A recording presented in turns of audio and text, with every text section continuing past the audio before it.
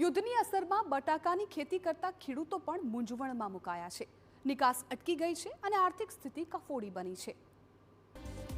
Iran Israel યુદ્ધની અસર બનાસકાંઠાના ખેડૂતો પર પણ જોવા મળી રહી છે। બનાસકાંઠામાં મોટા પ્રમાણમાં થતો બટાકાનો પાક સામાન્ય રીતે ગલ્ફ દેશોમાં નિકાસ થતો હોય છે, પરંતુ યુદ્ધની પરિસ્થિતિમાં બટાકાની નિકાસ અટકી ગઈ છે, જેને કારણે બટાકાના ભાવ તળિયે બેસી જતા ખેડૂતોને પડ્યા પર પાટું જેવી સ્થિતિ સર્જાઈ છે।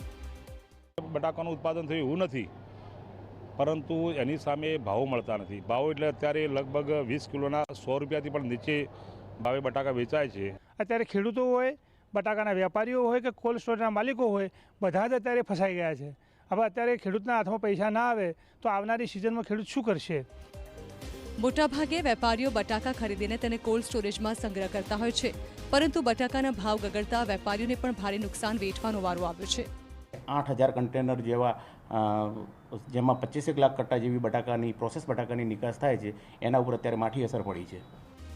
યુદ્ધ પહેલા બનાસકાંઠાથી બટાકાના અંદાજે 35 થી 40 લાખ કટ્ટાની નિકાસ થતી હતી, પરંતુ ગલ્ફ દેશોમાં યુદ્ધ અને તણાવની સ્થિતિના કારણે બટાકાની નિકાસમાં 50% ઘટાડો થયો છે।